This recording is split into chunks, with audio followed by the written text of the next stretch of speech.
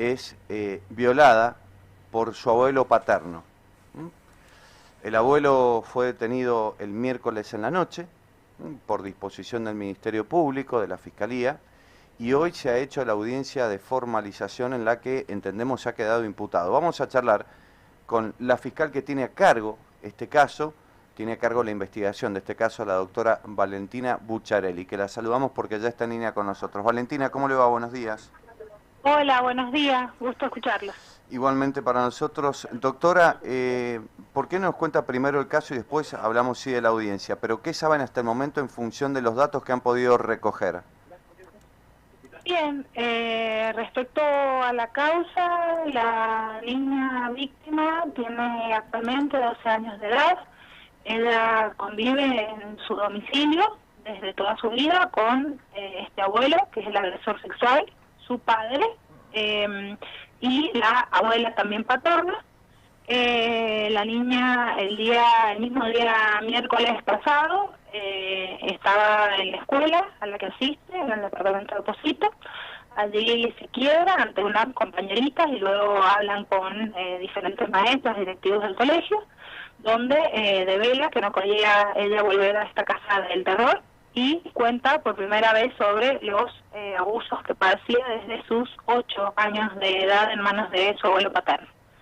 En el marco de esta situación se realizan diversas comunicaciones hasta que se comunican con la unidad fiscal ANIDE, por lo cual dispusimos inmediatamente el traslado hasta nuestra unidad fiscal de la víctima, acompañada también por personal de la escuela y dirección de la niñez. Aquí se hizo presente la doctora Silera, asesora de menores, quien acompañó en este proceso a la menor, en cuanto también al examen médico forense que debió practicarse, con una posterior derivación a un hospital de la provincia. Asimismo fue abordada y contenida por una profesional de psicología de la unidad fiscal, y en base a estas evidencias fue que se solicitó inmediatamente la orden de allanamiento y de detención para el agresor, que fue emitida por el juez de garantías, por lo cual ese mismo día, en horarios de la noche, se efectivizó esta detención. Doctora, el último abuso ha sido hace poco tiempo, mucho tiempo. Hasta donde conocemos, el último abuso habría sido el domingo pasado. ¿Y ella vive bajo el mismo techo del abuelo? Sí, vive toda su vida bajo el mismo techo del abuelo. ¿Tiene hermanos, hermanas? La niña no tiene más hermanos por parte de su padre y su madre. Sí. Estamos en una etapa primigenia donde hay mucha información que no podemos todavía corroborar ni comentar. Ella tiene una mamá con la quien en principio su padre prohibía el vínculo, más allá de que vive bastante cerca del domicilio, y de parte de su mamá sí tiene hermanitos. Doctora, por lo que ha contado la nena, los abusos o las violaciones, ¿se dieron en el domicilio que compartían o en otro ámbito? La realidad es que a la víctima aún no la hemos escuchado, toda vez que esto va a hacerse mediante audiencia videograbada, es decir, mediante cámara GS. Perfecto. Los relatos que tenemos de la niña son lo que le comentó a las docentes en el momento de velar en la escuela los sucesos, sumado a algunas situaciones que le refirió a la médica legista, que en su labor y en la amnesia debe ir preguntando para saber qué tipo de evidencias debe colectar. Y en el marco de la contención a una de las psicólogas también refirió sobre situaciones, por lo cual específicamente sabríamos que al menos algunos de los abusos han sucedido en ese domicilio, pero no podemos dejar de tener en cuenta que podrían haber sucedido diversos tipos de abusos o en diversos lugares, porque la escucha efectiva de la niña no se ha llevado a cabo. Le preguntaba esto del lugar, de los abusos o los lugares, porque si ha sido en la vivienda que comparten todos, y bueno, me parece su que... mamá presente. No, porque no vive con la mamá. Por eso te digo. Y la verdad es que resultaría muy extraño que los demás miembros de la familia que vivían con ella no hubieran no hubieran, qué sé yo, visto alguna señal, que no hubieran estado al tanto de esto. ¿Van a investigar a los otros miembros de la familia? En principio estamos a la espera de poder escuchar a la niña, que es la prueba principal y fundamental, a los fines de que ella pueda referir si ella esto con anterioridad lo había podido hablar o lo había podido dar a conocer a alguna otra persona o a alguna otra persona había tomado conocimiento y no había realizado ningún tipo de denuncia.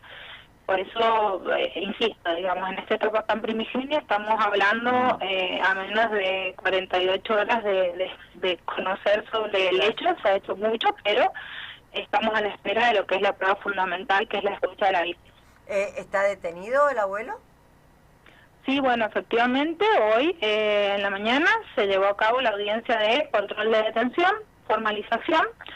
En esta audiencia se declaró la legalidad de la detención, se formalizó la causa, la Fiscalía había solicitado 1 año para la investigación, el juez dispuso 6 meses para que investiguemos y se solicitó la prisión preventiva en el Servicio Penitenciario Provincial por el término de 4 meses, mientras que el juez resolvió darla por 3 meses, por lo cual sí concedió la prisión preventiva en el Servicio Penitenciario Provincial. Se solicitó además también por parte de la asesora de menores, ya en el día de ayer, la provisión de contacto de los familiares paternos con la niña, ya que habían intentado acercarse al nosocomio donde esta se encuentra, a los fines de poder preservar su relato sin contaminaciones o injerencias, y también se solicitó fecha para escuchar a la menor mediante un anticipo de prueba para los próximos días. Doctora, no se sabe, o sea, no tiene que ver específicamente con la causa, pero a lo mejor lo saben ustedes. ¿Por qué la chiquita no vivía con la mamá y sí con el papá y el abuelo? En principio, lo que se pudo conocer es que el padre de la niña prohibía este contacto y la madre no tenía suficientes recursos, entiéndase, psicológicos, de apoyo, económicos, etcétera. Había sido aparentemente víctima de violencia, son cosas que todavía no podemos corroborar, y era el padre el que, digamos, se oponía al contacto de la niña con su madre. Claro, no hay ninguna orden judicial, no hay ningún fallo, nada.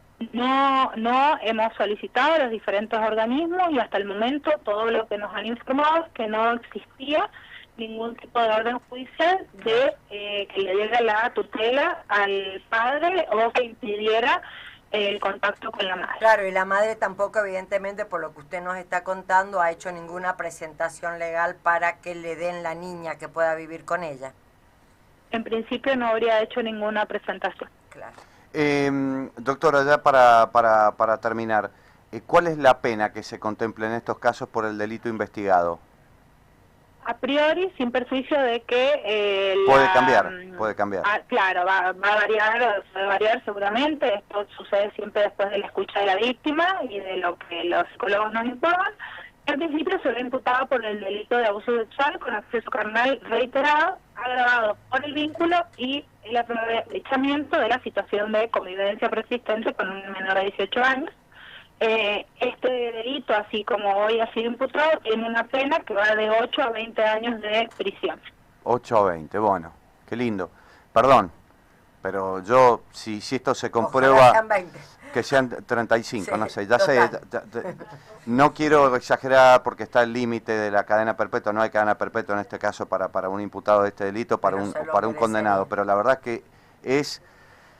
Por Dios, horroroso el caso, doctora. Le agradecemos mucho por haber charlado con nosotros. Yo sé que no es fácil para ustedes tampoco tener que hablar de estos temas. Ni y para que nos haya atendido, la verdad que lo valoramos y mucho. Muchas gracias, Valentina. No, por favor, gracias a ustedes, a su disposición. Hasta luego. Gracias, Valentina Bucciarelli, fiscal, que nos acaba de dar algunos detalles de lo que se sabe hasta el momento. Guarda. Quiero ser justo en esto. Hay que esperar que avance la investigación judicial. Hay que esperar que avance. Lo que pasa que las estadísticas muestran que la gran mayoría, la enorme mayoría de estos casos terminan siendo ciertos y se termina comprobando. Cuando es la víctima, cuando es la menor de edad o el menor de edad, porque hay casos de varones que son y han sido violados, cuando son menores de edad los que denuncian, cuando son las víctimas, te diría el 99% se comprueba que son ciertos y termina habiendo condena para los imputados. Pero hay que esperar, hay que ser prudentes y no tenemos que nosotros dar por sentado que este hombre es culpable. Pero los elementos hasta el momento que han aparecido son contundentes. Además, Leo, es muy extraño, o sea, no sé si pasa siempre, que mientras investigue terminen en el penal. O sea... No sé si es extraño, no están creas. Están en la comisaría. No creas, hay prisión preventiva. Pero es prisión preventiva, ¿no? Sí, es prisión preventiva, ha dictado la prisión preventiva por el término de 3 meses. Creo que ha dicho 3 meses. Prisión preventiva, entonces como vos decís, deben estar conociendo ya algo muy contundente. No, la prisión preventiva por ahí se define, no solamente por la escala penal, es decir, la gravedad del delito, sino por si la persona o el imputado en libertad puede poner en peligro la investigación, porque salga, por ejemplo, a apretar testigos, o se a tratar de... o se puede fugar. Bueno, esas cosas